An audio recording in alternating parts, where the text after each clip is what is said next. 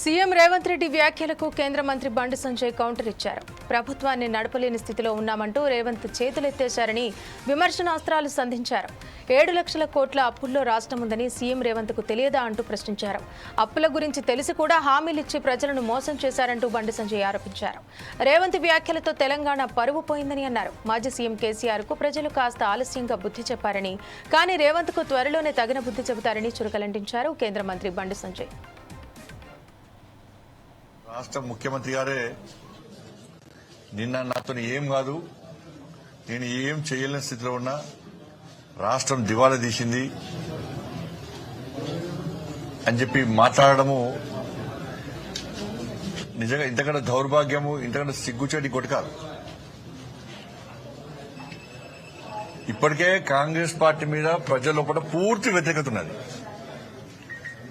నిన్న ముఖ్యమంత్రి గారి వ్యాఖ్యలతోని కాంగ్రెస్ పార్టీ కేల్కతం దుకాన్ బంద్, కేల్కతం దుకాన్ బంద్. ఇక కాంగ్రెస్ పార్టీని ప్రజలు మర్చిపోయి తీసుకొచ్చింది కాదు. ఈ ప్రభుత్వము ఉంటదా ఉండదా అని చెప్పి అనుమానాలు తెలంగాణ సమాజం లోపల వ్యక్తమవుతున్నాయి. ఇంకోరు కూల్స్తారా అని అంటలేను నేను, కూల్చాలంటలేను నేను. ఇప్పుడు కుటుంబంలో సమస్య వస్తుంది,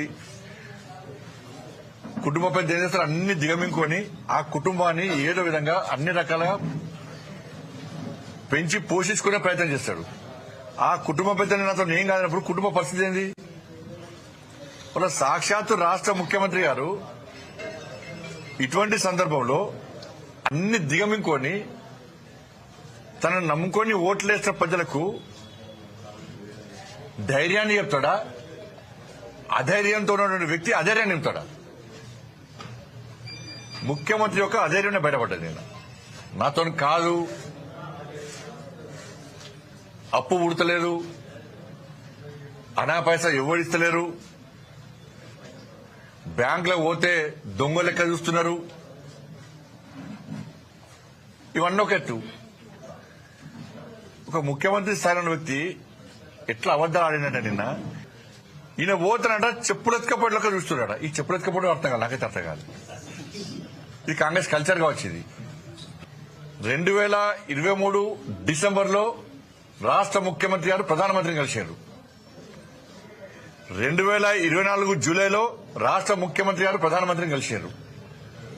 మొన్న ఫిబ్రవరి 2025 లో కూడా రాష్ట్ర ముఖ్యమంత్రి గారు ప్రధానమంత్రి గారు కలిశారు.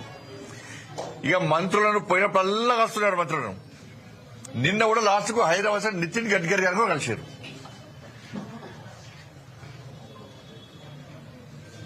ఎప్పుడు మీకు అపాయింట్మెంట్ ఇవ్వలే, ఎప్పుడు మీతో మాట్లాడలేదు. చెప్పులు ఎత్తుకపోయేటోళ్ళక ఎప్పుడు చూసారు, ఎవరు చూసారు?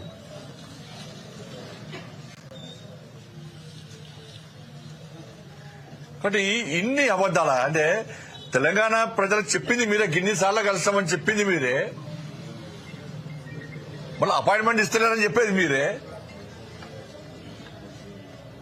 అంటే ఎంత దుర్మార్గం అంటే కాంగ్రెస్ పార్టీ ప్రభుత్వము ఇవాళ ఒక రాష్ట్ర ముఖ్యమంత్రి మాట్లాడాల్సిన మాటలు కావు. ఇది ప్రజల లోపల అధైర్యాన్ని నింపింది.